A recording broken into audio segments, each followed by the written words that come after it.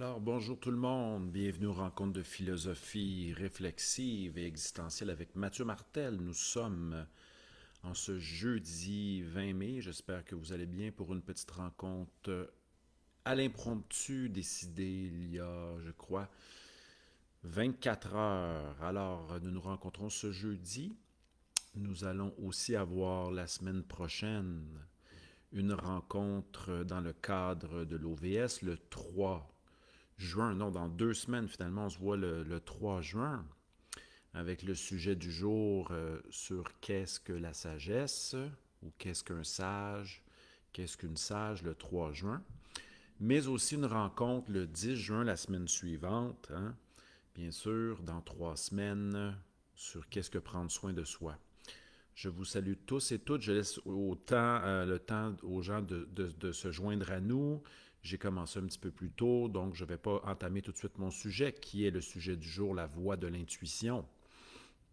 Donc, j'ai donné quelques conférences en direct, en salle sur l'intuition, et je vous en lègue une petite aujourd'hui, dans le cadre des rencontres philosophiques du jeudi, faites de manière spontanée, toujours selon une approche inspirée, intuitive et sans filet, sans préparation, bien sûr. Alors, voilà. Nos deux dernières rencontres du mois de juin, dans le cadre de l'Observatoire vieillissement, auront lieu le 3 juin et le 10 juin, donc 2 semaines et 3 semaines respectivement. Allez voir dans ma section événements les sujets. On parlera de sagesse le 3 et de prendre soin de soi le 10. Nous avons aussi une dernière rencontre mensuelle, hein, avant notre éventuel retour cet automne à la fin septembre. Nous allons avoir une rencontre le 5 juin qui s'intitule, hein, qui est une première, parce que je n'avais jamais fait encore de conférence sur la confiance créatrice sur Zoom. Notre dernière rencontre sur Zoom en fin de semaine, nous étions un petit groupe de 6. Il y a déjà quelques inscriptions pour le 5, c'est un maximum de 10 personnes. C'est une rencontre interactive sur la plateforme Zoom. Donc, en espérant peut-être vous voir, il faut s'inscrire, allez vous inscrire dans la section événements. Vous n'avez qu'à cliquer dans la section Eventbrite. Donc, je vous salue tous et toutes. J'espère que vous allez bien en ce jeudi, bien sûr, 20 mai. Donc, j'attends d'aller imprimer mes 105 dernières copies pour la fin de la session. Vous savez que j'ai enseigné philosophie de la sexualité, l'art du bonheur en 102, ainsi que cinéma et philosophie. J'ai bien hâte de lire les derniers travaux de mes élèves. Il nous reste aussi ensemble 2 conférences, une troisième incluant celle d'aujourd'hui du 20 mai. Après, je prendrai une petite pause de 3 mois. Vous savez que souvent j'annonce des pauses, je ne les prends pas, mais voilà.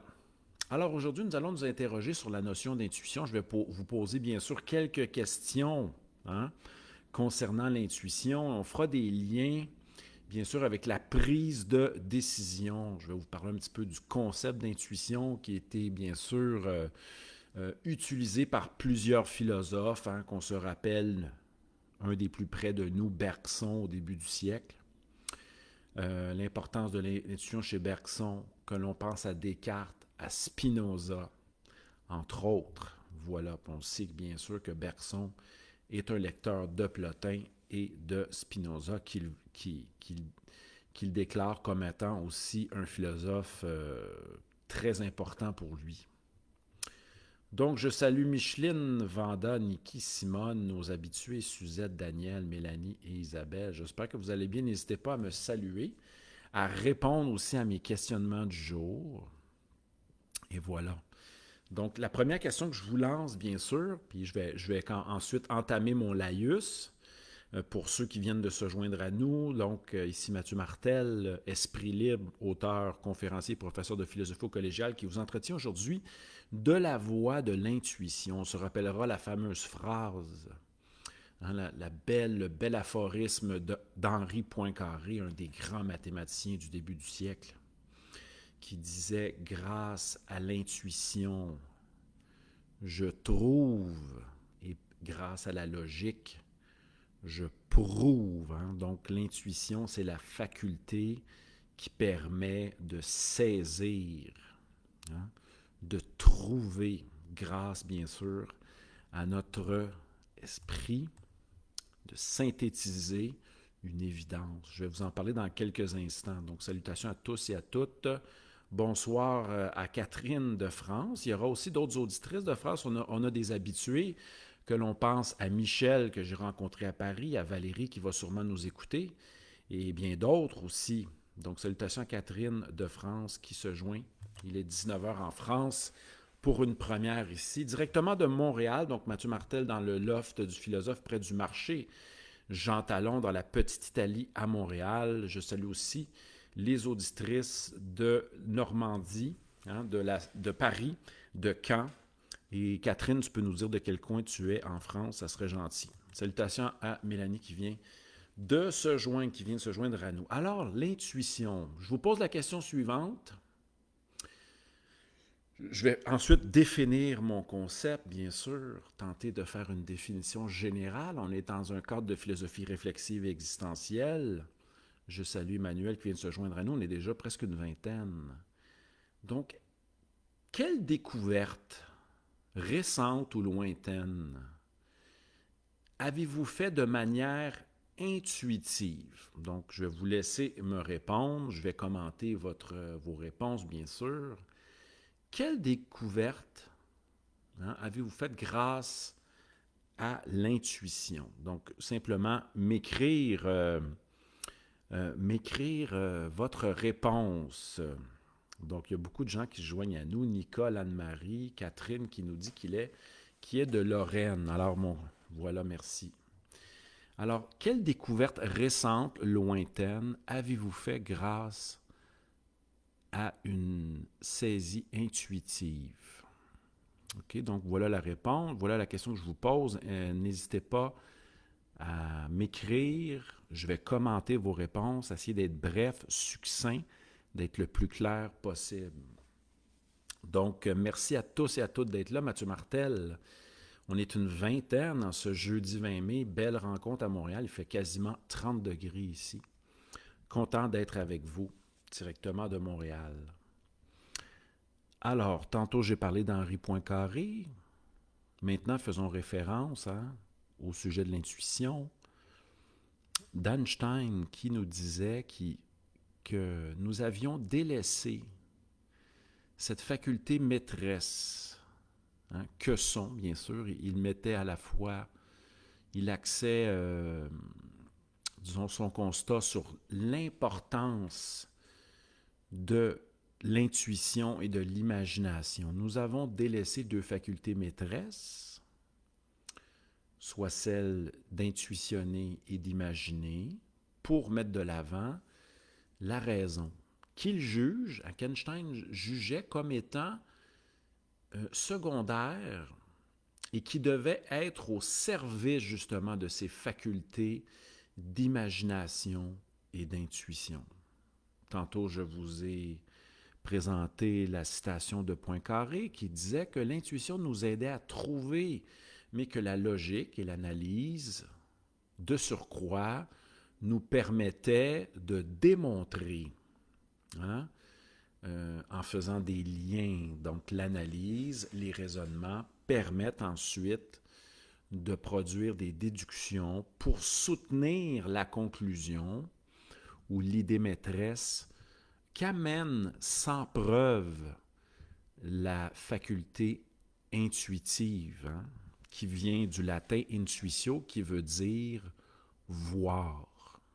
On sait que Descartes, ainsi que Spinoza, qui est un cartésien, hein, bien sûr, mais qui va réformer Descartes, hein, de fond en comble, va employer, Descartes place l'intuition comme faculté première, car elle permet la saisie des évidences, OK?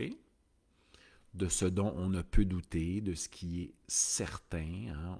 Quand on se réfère à une scène de crime, on voit que les enquêteurs sont à la recherche de preuves, d'évidences, de ce qu'on peut, disons, colligés ou ramassés, rassemblés comme des preuves laissées sur une scène de crime. Okay? On peut faire l'analogie avec la scène de crime. Et Descartes dit que la déduction vient en deuxième lieu. Hein? Car c'est à partir d'intuition. Bon, ben, on sait que le père de Mathieu Ricard, Jean-François Revel, va critiquer, essayer de démonter dans un essai publié dans la deuxième moitié du 20e siècle, va critiquer toutes les positions cartésiennes, même sa notion d'évidence qui n'est pas évidente. Mais je reviens à mon point, pour ceux qui veulent faire la lecture de l'essai de Jean-François Revel.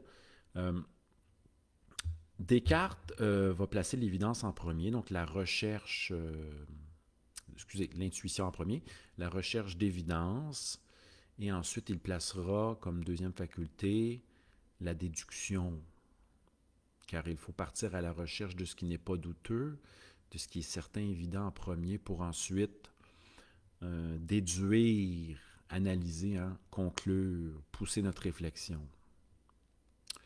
Voilà, on sait que chez Spinoza, l'intuition, c'est le troisième genre de connaissance, après le deuxième et le premier. Donc, le deuxième genre de connaissance étant basé sur la raison, sur le fait de faire des liens, de chercher ce qui est commun et général.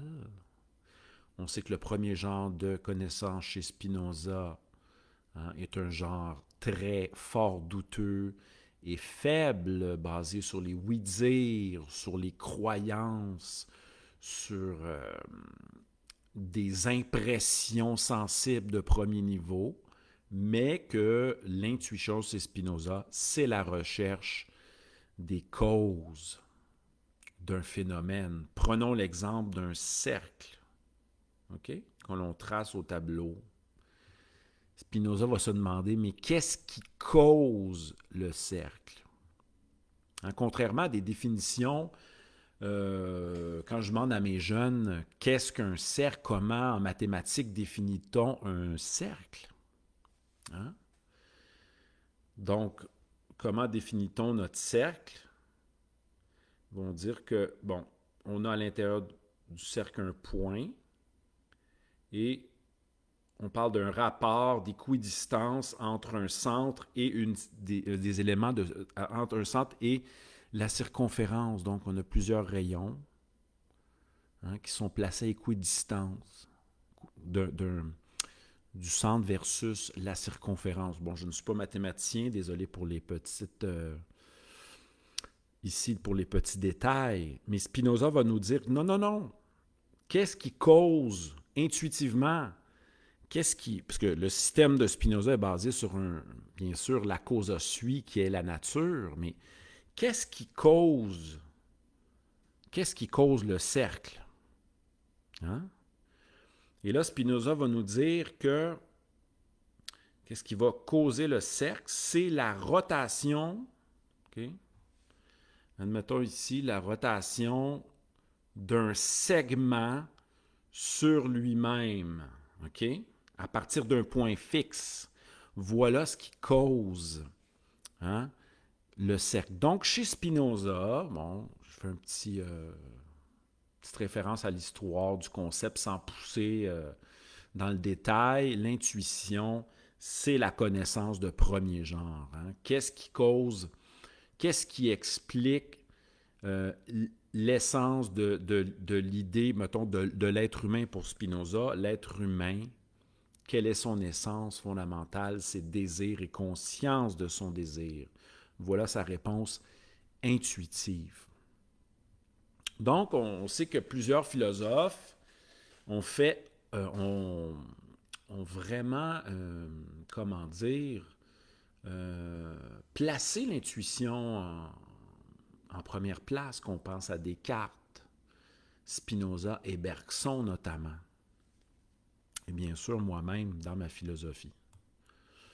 Alors, je vais aller voir les quelques commentaires. Merci d'être là tous et toutes. On est une vingtaine, donc j'ai décidé de faire cette conférence Si hier, et ça semble bien aller, on est une vingtaine ici, je salue Emmanuel, Catherine de Lorraine, Anne-Marie aussi, Nicole, Mélanie, Christine, Tine, que ça faisait longtemps qu'elle n'avait pas été là, Isabelle Saint-Pierre et Daniel.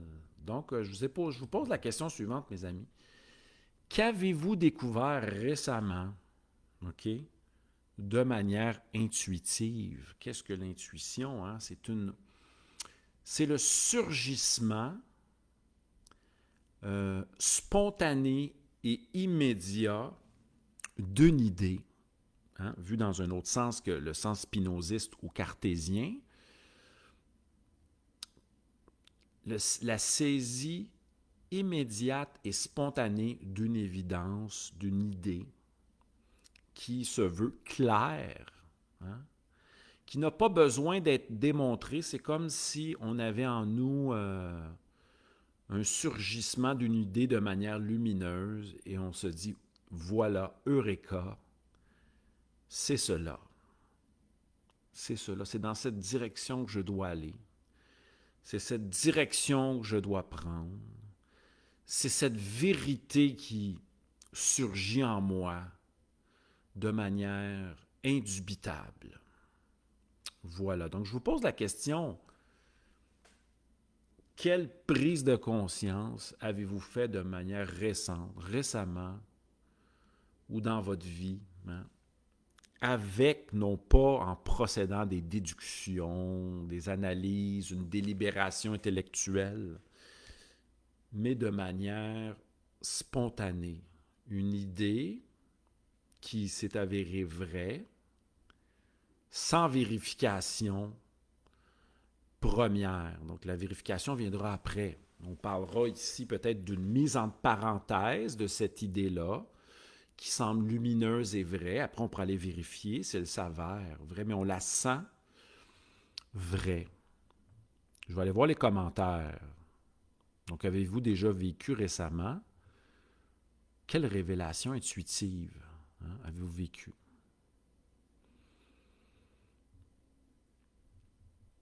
Donc, Daniel dit qu'il est content, il dit mais Daniel dit qu'il ne connaît rien à l'intuition, mais peut-être que Daniel, qui affirme souvent que lorsqu'il y a un doute, il n'y a pas de doute que c'est douteux, hein, lorsque Daniel affirme cela. Peut-être que Daniel ne sait même pas qu'il fonctionne la journée durant de manière intuitive. Voilà, allons voir les commentaires. Donc, Emmanuel nous dit que grâce à l'intuition, elle a trouvé le lieu de son futur emploi, mais ça, c'était il y a 2 ans. Elle savait qu'elle allait travailler à cet endroit-là. Elle savait qu'elle devait se diriger dans ce lieu, vers ce lieu. Elle avait le sentiment que d'un oui intérieur, que ça allait être son futur lieu d'emploi. Catherine nous dit que grâce à l'intuition, elle est en contact, elle découvre des vibrations intérieures. Si tu pouvais m'éclairer un peu plus, Catherine, à ce sujet, peut-être que je pourrais commenter davantage. Mélanie dit que c'est dans cet accueil, hein? Qu'est-ce qui permet d'être intuitif? Être à l'écoute, être disponible, hein? Ne pas toujours être pris dans ses pensées, ses peurs, hein, obsédantes pour certains. Hein? C'est d'être, comme disait Krishnamurti, à l'écoute, attentif, disponible. Et Mélanie dit que ça lui permet de suivre ses élans de spontanéité.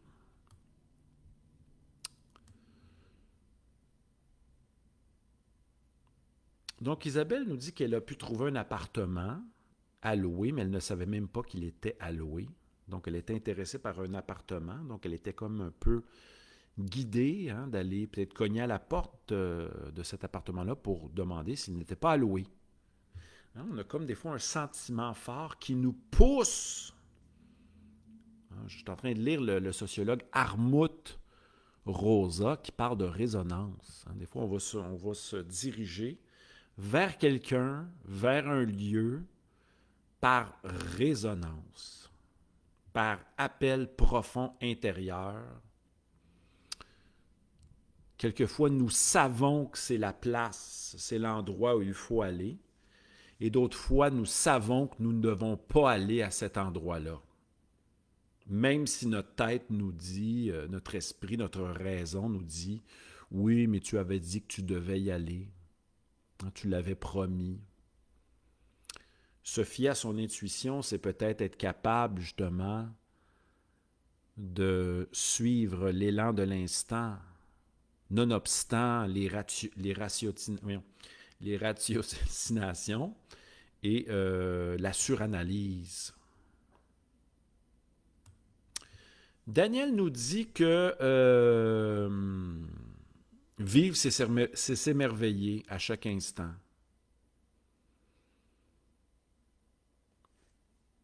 Donc, il dit qu'il n'en sait peu sur l'intuition. Christine, pour l'avoir déjà entendu en conférence, nous dit que l'intuition, c'est une intelligence qui fait de l'excès de vitesse, peut-être qui comprend rapidement. C'est une saisie intuitive, une synthèse qui s'opère. Nous savons, sans pouvoir le démontrer, l'expliquer immédiatement, nous savons que c'est un oui, que c'est un non, que c'est un chemin à prendre, un chemin à éviter. Nous savons que cette entrevue ne fonctionnera pas.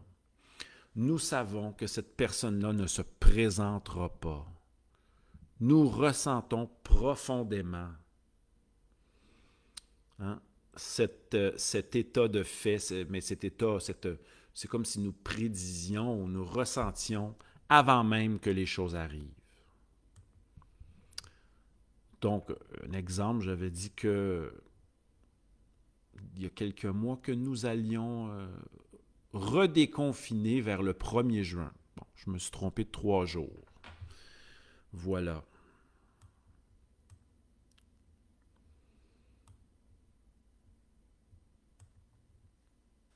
Alors, Nicole, un jour, alors que je n'avais pas rencontré une amie depuis environ 7 ans, je me dirigeais à un resto et j'ai senti « elle sera là ». Intéressant. Donc, c'est un sentiment d'une évidence. Et quand je suis arrivé au resto, je l'ai vue arriver sans le savoir et elle est venue s'asseoir devant Nicole. Voilà. Certains vont parler de pressentiment, de savoir avant même. Comme l'autre fois, je descends du train, je pense à mon ami Mano, promeneur de chiens et arbitre au soccer notamment, qui vient de la Crète. J'ai dit, est-ce que je vais croiser Mano au café?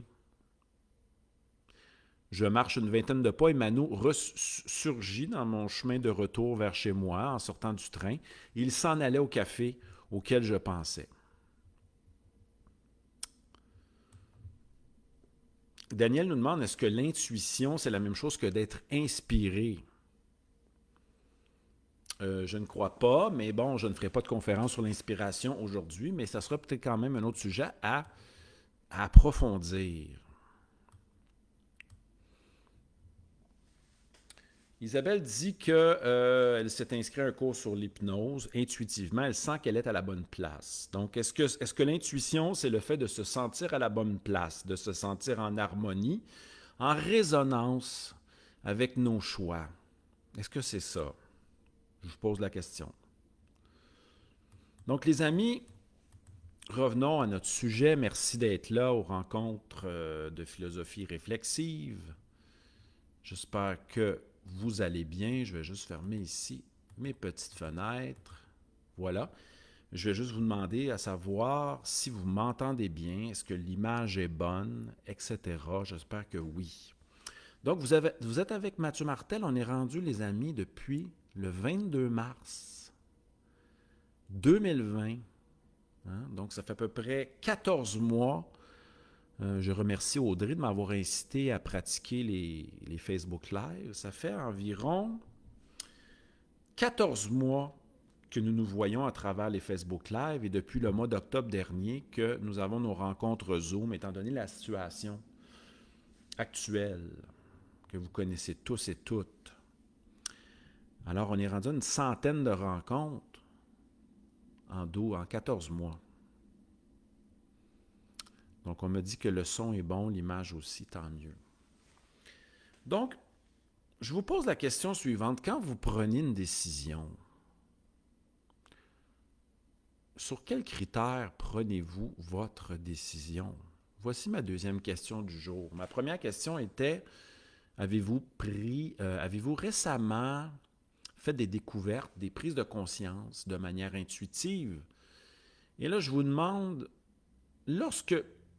grosso modo, lorsque vous prenez des décisions,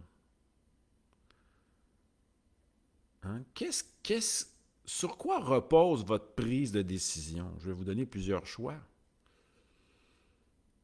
Est-ce que vous faites une analyse poussée, hein, c'est-à-dire vous délibérez pendant des heures en faisant des tableaux? Êtes-vous du type rationnel, cérébral rationnel? Vous analysez tout. Êtes-vous du type à tout le temps vous demander qu'est-ce que je peux retirer de la situation? De quoi puis-je profiter? Êtes-vous du type la fin justifie les moyens? Hein? Demandez-vous. Êtes-vous du type résonance à la Harmut Rosa? Il faut que ça résonne en moi, il faut que ça soit harmonieux. Êtes-vous plutôt du type de la voie de la facilité? Je prends mes décisions lorsque ça coule, lorsque cela se présente, je suis le courant, je me laisse aller. Ou vous êtes peut-être plus du genre à ne pas vous décider, à éviter, à fuir la décision,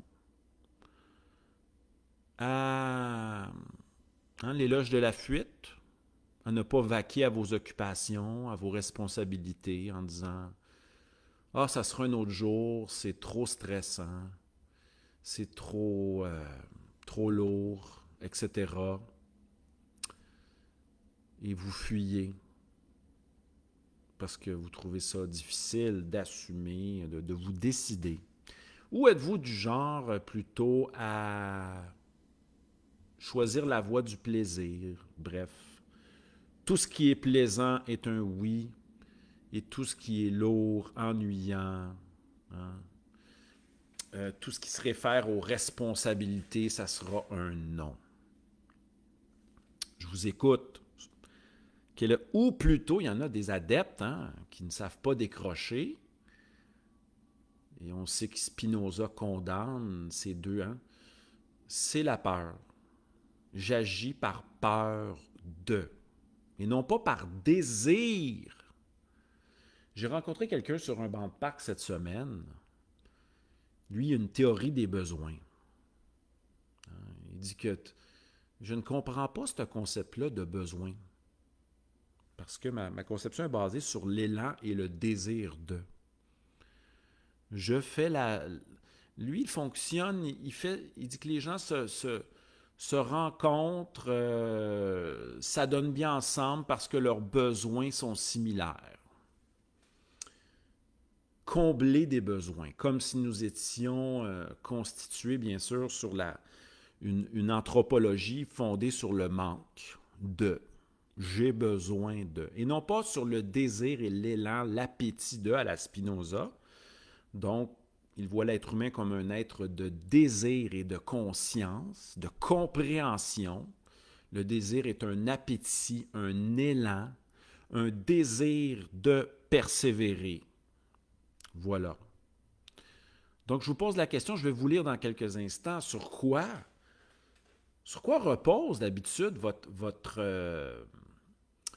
votre manière de prendre les décisions. En êtes-vous conscient?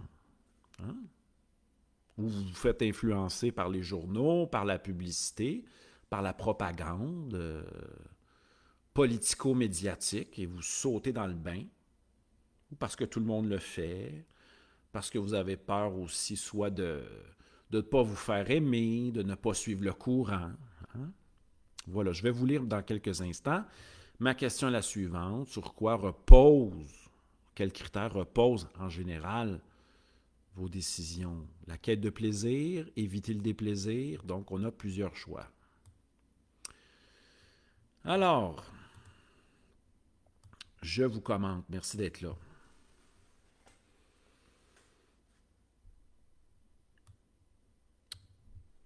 Daniel nous dit que lui, c'est la spontanéité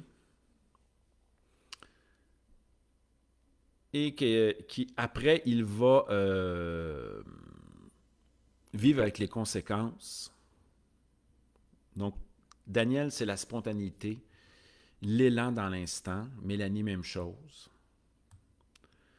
Micheline se dit qu'elle est du type à ne pas se décider, qui va peut-être engendrer la décision, la prise de décision, c'est difficile.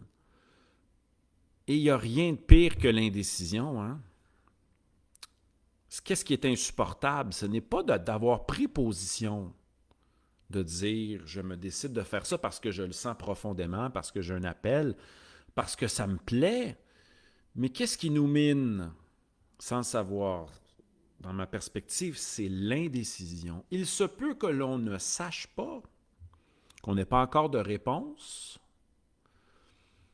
à nos questions, mais lorsque nous avons certains choix qui s'offrent ou certaines options et que nous hésitons et que nous cogitons à l'infini, le mode de l'indécision est un mode qui nous ronge profondément.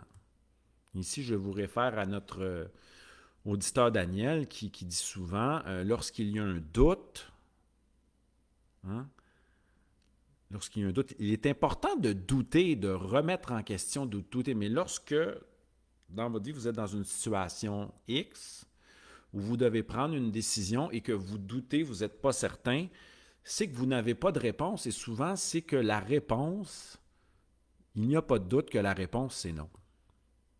Donc, j'y vais ici d'une petite gratuité. Il y a un petit clin d'œil à Daniel. Lorsqu'il y a un doute, il n'y a pas de doute que ce n'est pas la bonne décision à prendre. Emmanuel, éprise d'harmonie et de justesse, nous dit « Est-ce que c'est juste pour moi? » Donc, c'est une question d'harmonisation. Est-ce que je fais le bon choix? Mais c'est basé sur un sentiment profond. Elle doit se demander si profondément c'est la bonne chose à faire. C'est la carte du tarot numéro 6. L'amoureux, la décision.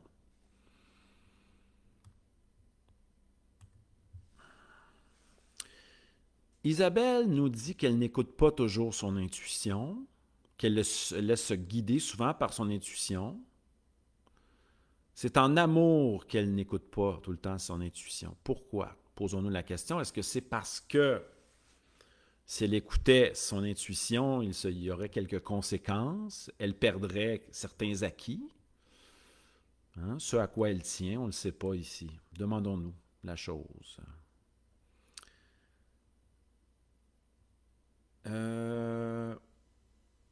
Isabelle nous dit que malgré la souffrance, elle a envie d'aller au bout de l'expérience. Mais que écouter son intuition, c'est peut-être, on peut appeler ça la voie de la facilité, de l'aisance. On est habitué au... on est issu d'une religion de l'oubli de soi, du sacrifice, de l'abnégation, de la non-écoute. Tout cela étant perçu comme un égoïsme. Mais on verra que chez Spinoza, prendre soin de soi, c'est important, c'est-à-dire pour s'assurer de persévérer dans sa nature, dans son être, de se développer en accord avec son être.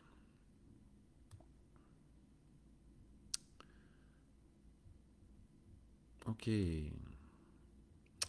Mélanie nous dit, intéressant ici, je vais réfléchir là-dessus.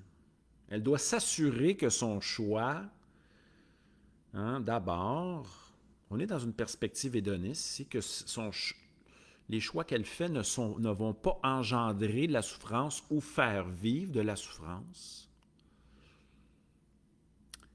Et ensuite, donc, c'est un peu le fameux ne pas nuire, hein? Ne pas se nuire et ne pas nuire à autrui. Puis ensuite, il y a avec la voie du plaisir. Mais Spinoza nous dira toujours que la voie, le désir qui est en lien avec notre être profond, est toujours faite avec le regard de la compréhension. Et c'est celui-ci qu'il faut suivre. Non pas d'éviter de faire le mal ou d'éviter de souffrir, mais plutôt un désir qui a un aspect positif qui va aider à faire croître notre joie et notre être et qui est accompagné toujours de compréhension. Alors les amis, je vous rappelle que vous êtes dans ce petit live spontané de philosophie réflexive existentielle faite de manière intuitive dans le ressenti avec Mathieu Martel, Esprit libre, auteur, conférencier avec vous. Ce 20 mai 2021, on est rendu à 14 mois. On célèbre nos 14 mois de rencontres à travers Facebook Live ici. Vous pourrez aller voir dans la section vidéo. Tous les vidéos que nous avons tenues ici sont titrées. Vous pourrez aller voir la section événements également. On aura une rencontre dans 2 semaines, le 3, toujours jeudi à 13h, 19h pour la France, sur le thème de la sagesse. Le 10 juin, sur le thème du fait de prendre soin de soi, de son être. Et on a nos rencontres Zoom, des rencontres intimistes qui durent 1h30. Donc, on partage, je vous donne des mises en situation, on réfléchit ensemble de manière, dans un autre cadre, le cadre de Zoom.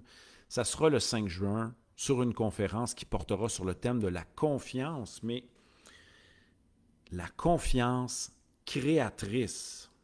Hein, un sujet jamais abordé de mon côté, la confiance, est mêlée avec de la créativité. Je ferai des références à des philosophes également. Isabelle nous dit qu'elle suit le flot, le courant d'un ressenti intérieur. On se lève le matin, on avait prévu faire certaines activités, mais on se rend compte que ce n'est pas en accord, en résonance avec notre être, ce n'est pas ce que nous sentons profondément. Alors nous abandonnons nos plans pour suivre ce qui nous inspire. Je me permets une petite gorgée de thé japonais. Merci à tous et à toutes d'être là. Manifestez-vous, dites-moi bonjour. J'espère que vous portez bien. On est une vingtaine dans ce live du 20 mai.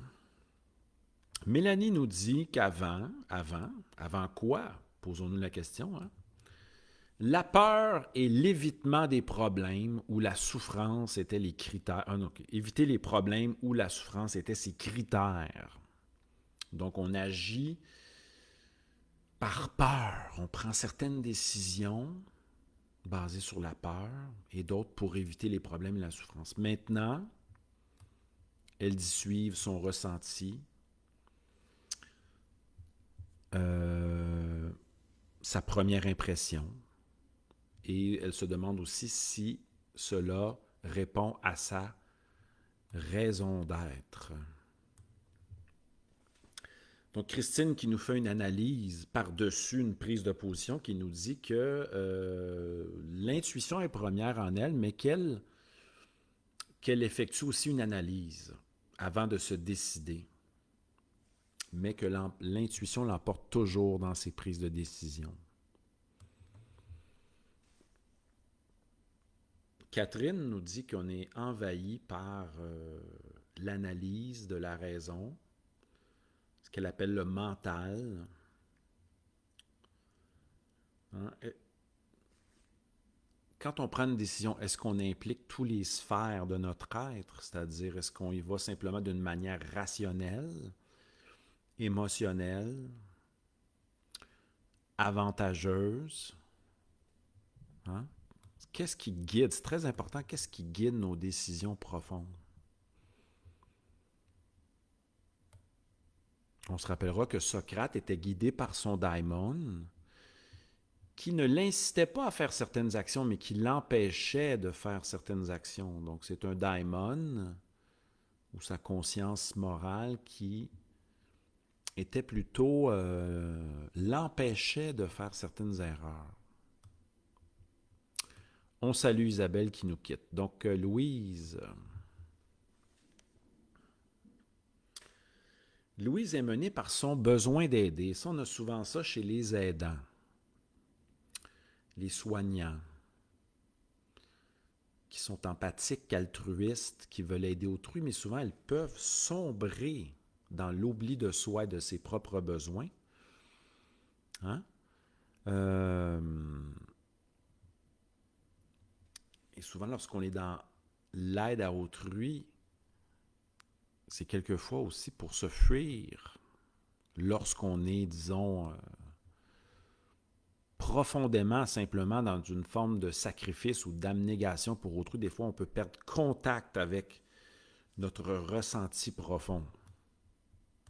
Certains ont fait l'apologie du sacrifice, de l'aide à autrui, de l'oubli de soi et même on a ça aussi une forme d'empathie et de compassion exacerbée, mais il faut peut-être d'abord prendre soin de soi pour pouvoir se donner et s'aider en juste mesure. Donc, les amis, je vous rappelle qu'on est dans un petit live impromptu avec Mathieu Martel, Esprit libre, auteur, conférencier, professeur de philo collégiale, bientôt en vacances. Avec vous, on célèbre nos 14 mois de rencontres sur Facebook Live. Vous allez pouvoir aller voir tous les sujets qu'on a déjà vus.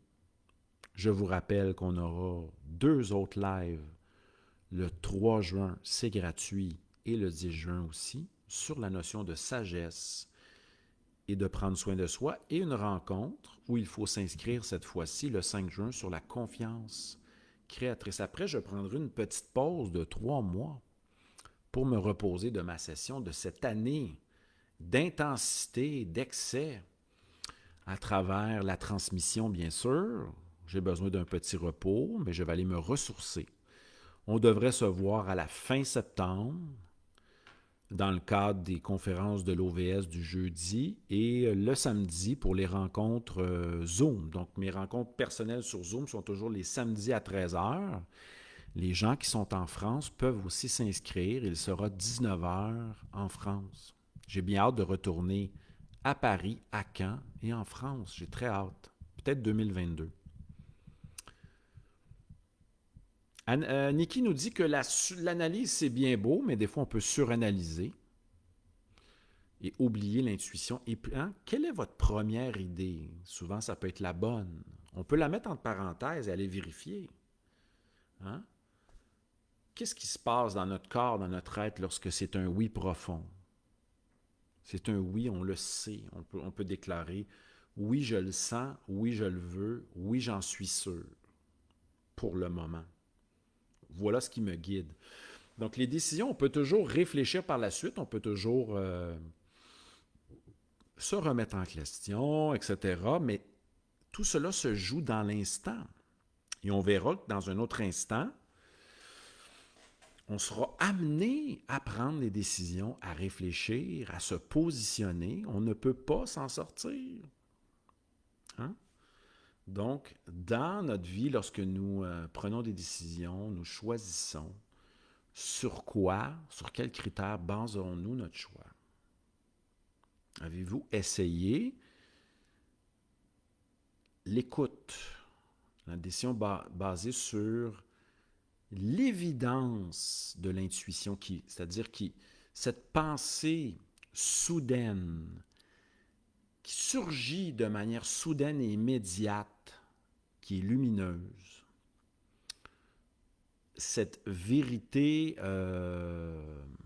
indubitable que vous pouvez mettre entre parenthèses en attendant, allez vérifier, mais vous sentez que c'est un oui. Lorsque c'est un peut-être ou un je ne le sais pas ou j'en suis pas sûr, je doute encore,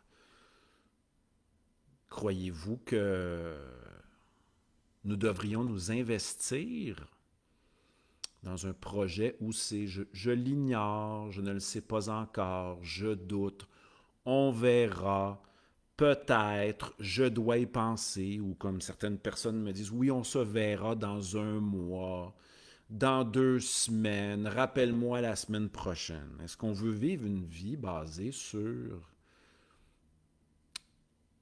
Hein, est-ce qu'on veut s'investir dans tout cela? Souvent, on cherche l'aspect, le oui lumineux. Emmanuel, hein, je vois l'intuition se présente sans pourquoi, sans doute, sans questionnement. Ça nous rappelle le poème de Angelius Silesius, le fameux distique employé par Heidegger. La rose fleurit sans pourquoi. Hein, elle ne se demande pas pourquoi elle est et ni qui la regarde. Je paraphrase ici. Emmanuel nous dit par exemple, la réflexion peut confirmer ou non notre intuition. Souvent, elle peut le confirmer. Donc, l'analyse, elle est seconde. La démonstration, ça nous ramène à la fameuse phrase d'Henri Poincaré. L'intuition, elle nous permet de trouver et la logique de prouver. Elle vient après.